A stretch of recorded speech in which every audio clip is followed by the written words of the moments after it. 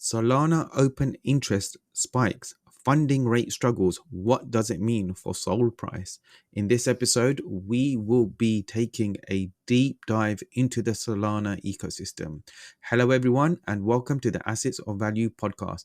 Today, on November the 25th, and every day, we connect to give an industry insider's perspective on crypto, Web3, and NFT topics. We are the founders of Assets of Value, a Web3 research organization. Our podcast is not to be taken as legal or financial advice. Abe, it's Friday. What are the markets looking like today? The market is flat. Bitcoin is trading around 16.5k. I mean, it was trading around 16.5k yesterday also and the day before yesterday. So we are getting accustomed to this new shift. Like 16k is the new 24k. And I think in the following days, we should see a momentum, maybe towards the 18k region because of Christmas and all. So yeah, fingers crossed. Last time we were in this flat kind of range, the price broke to the downside. And historically, with Christmas approaching and the holiday festive season, there's not much price action. So that could mean two things: liquidity is low and price could spike in either direction. But I can't really anticipate big movements coming in. Traditional markets usually start winding down on the second week of December, and there's not much activity. But crypto has a habit of surprising us, so let's check in next week and see what it will open up as. Interesting one today. Solana, we want to be doing a deep dive into this. Let's start with the interest rate and the open interest rate spikes and the funding rate struggle. What does this mean when we're talking about funding rates? Funding rates are a bit technical topic. Like it's the periodic payment mechanism between traders. Like it's completely P2P, leveraged and brokered by an exchange. And a positive funding rate means people are willing to pay to shorters just to keep their positions open. And to understand funding rates, we have to see that the same thing, the funding rate helps the spot price and the option price very close to each other to provide any dissimilarity. And I think this is pretty important. When a project like when an altcoin like Solana has so much interest in the bull market, and when the bear market comes and one wrong move by FTX, it completely destroys the project for the time being. Yeah, I'm looking at the price right now. It's trading at $14.29 as we're recording this, up nearly 5.5% from this time last week. But it has dropped from its great all time highs, trending around 230, 240. Even Litecoin is above Solana. And out of the top 20 coins, from a market cap perspective, it's at number 14. And it was in very big danger of falling out the top 20. I mean, looking back, even only a few months ago, 6 months ago, around the Luna crisis, I couldn't have imagined Solana dropping as far back as it has. Is this something that can be turned around by the builders and investors within the ecosystem? What are your thoughts? First of all, I want to mention that Solana situation is not like Luna situation. Luna caused its downfall, but Solana didn't cause its current crisis. It was all because of FTX and SBF and Alameda and some decisions, some controversial decisions they made. In my opinion, Solana can always rebound because it's a strong project with a strong community. And recently, there's a project, Neon Labs. They are building an EVM solution for Solana just to connect Solana developers and Ethereum developers and offer instant portability from Solana dApps to Ethereum dApps and vice versa. So, how long has Neon Labs been working with Solana and on this EVM? Is this in the wake of recent FTX crisis, or has it been going on in the background for quite some time? Yeah, it was quite some time. I remember it's almost a year since they started working on the EVM solution because they realized that most of the liquidity is in Ethereum. And if you really want your developer, the Ethereum developers, to build on Solana, you have to offer a portability mechanism.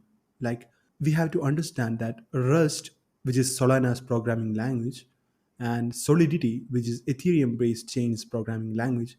These are entirely different, and the code is different, the language structure is different, and unless they have a portability mechanism, I don't think Solana can progress in that aspect. We've seen EVMs, so Ethereum virtual machines, on other blockchains. I do feel that it's really important that Solana has such an option available for its blockchain just because of the ecosystem that has already been built around Solana and the fact that it does have some positives over Ethereum, namely speed of its transactions. And it's bullish to know that EVM is coming to market soon. How far off are we in that regard? Pretty soon, they'll be launching the mainnet in December, and there will be a token airdrop. Yeah, I want to mention about the token airdrop. So if you go to Neon Labs and bridge any token, like for example USDT or USDC from Solana to Neon, then you'll be getting 50% of your transaction as an airdrop when they launch in 2023 Q1. That means if you bridge $100 worth of USDT to Neon and back, you'll be getting $50 for free as an airdrop. Yeah, such little gifts always help out in tough market times like this. Is that the only thing that we have to look forward to when we're discussing Solana ecosystem? There are concerns that looking at it from a builder's perspective, with all the uncertainty that surrounds Solana, why would builders actually take the risk on building on a platform that's in a state of flux at the moment? Have you heard from your connections and communities what the sentiment is amongst the builders? As a builder, you always want to build projects and dApps that's being used by the most people. And by the most people, I mean a lot of crypto community is in Ethereum, and a builder is forced to build on Ethereum to get all this liquidity. And what are the incentives to build on Solana? Because we see that there's Aptos right now, and people are getting a lot of money to build on Aptos. Secondly, there's Sui. Sui is coming, and people will get a lot of money to build on Sui also. And the ultimate question will be what incentives a developer can expect from Solana. And Neon Labs is offering hackathons and grants, but not too high as Aptos and Sui could offer. So you bring up a good point around new blockchains that are launching and will be challenging for the same resource pool, whether that's users or developers, builders, VC funding. Can Solana get back to its heights when you've got chains like Aptos and Sui that are kind of nipping at its heels and taking away that market share? Aptos, for one, is definitely eating up Solana's market share. And when Sui launches, I'm pretty sure it'll also take up Solana's market share. And that means Solana will face more challenges from similar blockchains, like blockchains which are fast and cheap. And that's all matters, right?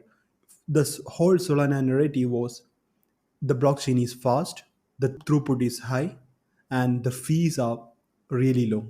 And when you have projects like Aptos offering the same things, same perks, I'm pretty sure developers will switch to Aptos at some point. But I'm positive that Solana has a big community and they can always rebound. They can always bring more innovations to the ecosystem. And probably if they focus on NFTs and gaming, Solana has a good chance to rebound to its all time highs. But what about the total value locked in? So, in situations like this, do we see VCs and other investors, whether that's companies that had committed to Solana contracts or had made the decision to build on Solana, do we see them moving away and then taking away that liquidity or that total value locked in and moving it into Aptos or Sui? I mean, that seems it's even more risky because there's no proven track record. Yes, it has different benefits compared to Solana, but we saw when Aptos launched, that had its own teething problems and the transactions per second speed that it was being promised, that actually fell very short from its advertised kind of figures that it was being shown. Of course, it's a big risk, as I said before. These developers, whenever they are building in a non-Ethereum ecosystem, they are likely to face the same risk: the risk of liquidity, the risk of isolation, and obviously, when they move to Aptos, they'll face the same risk because Aptos is not a tested chain. It's still, I would say, it's still in beta stage, and there are no strong projects in Aptos right now. I mean, there are a lot of projects, but no strong projects. And Aptos doesn't know what to offer to crypto community because it's touching on DeFi, NFTs, gaming, and everything. So there's no niche for Aptos, and maybe if Solana focuses more on its strengths, of course, developers can always come back because Rust is one of the easiest language to build on. That's certainly a positive for sure. Now, let's be real, actually real. Will Solana survive this downturn? From the NFT perspective, what I've seen recently is very similar to what happened in Ethereum. When the token actually took a drop in price, the blue chip NFT collections actually rose in its soul value because people could now pick up the Solana token for a lot cheaper. Collections such as the Gods and Utes have actually gone up in soul value because the USD relative price has actually come a lot lower, which then in effect has driven prices higher. We saw this same type of behavior within the Ethereum NFT market space, and it does show that the Solana NFT traders or collectors are maturing and embracing this opportunity and actually collecting and stacking more Solana. But will it? I think that's the kind of $600 million question. Will it bounce back? And if it does, will it get back to its all time highs? Can it get back to its all time highs before someone else comes and takes its crown? Interesting question. Solana, let's say it's trading at $14 right now, and the all-time high is say $250. That means Solana has a 18x more to give. Is that possible in this market? No, it's not possible in this market, in this bear market. But in the bull market, what do people care? People care where the token was in the previous bull market. And when they see that, yeah, Atom was at $50 and Atom fell to $10, that's only a 5x more. And let's see Polkadot. Polkadot was also at $50 and it fell to $5. That's a 10x. And when they realize this, especially Matic, when they see Matic falling from $3 to nearly now it's around $0.7, that means people will see that there's more upside potential with Solana and they'll take that bet for sure in the bull market.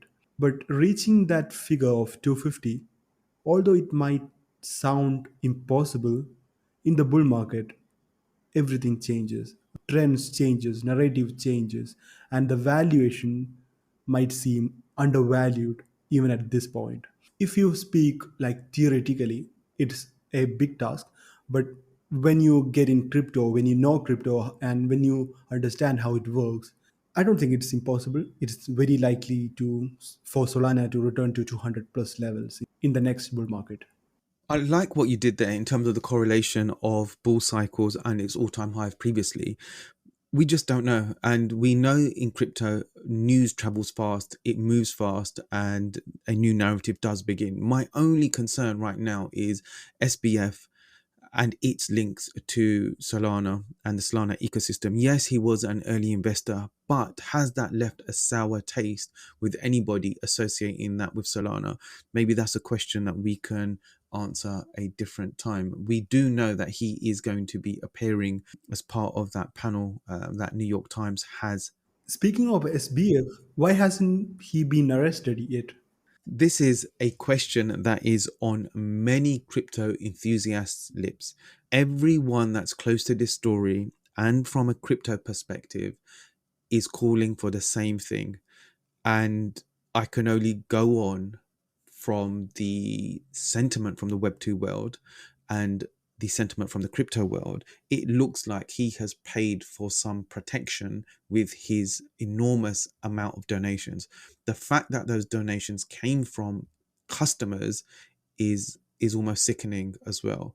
Whether or not he will be held accountable, this still needs to play out fully. Abe, what are your thoughts? And let's touch on the graphs right now. Dogcon hasn't been arrested yet. Zusu hasn't been arrested yet. Who has been arrested was a developer who built Tornado Cash. Who was arrested was a Bitcoin optimist who traveled to Korea to give his expert views on Bitcoin. These people who build are arrested, and the people who are responsible for crisis, the people who are responsible for massive pain in the market, they are not touched. They are safe in their cozy room watching Netflix or some other things, I don't know. But this is the reality. These people like Dokon, Zuzu, and SBF, they never get arrested. It's hard to say. It's a weird and wonderful world we live in. They're probably not in their room. They're probably on a beachfront in their $120 million mansion or on a super yacht somewhere. But let's not speculate. It is Friday. Let's wrap it up here. As always, it's been super fun. I'm glad you were able to jam with us today. That's it. Until next time, have a great weekend. Thank you, everybody. And we're signing off.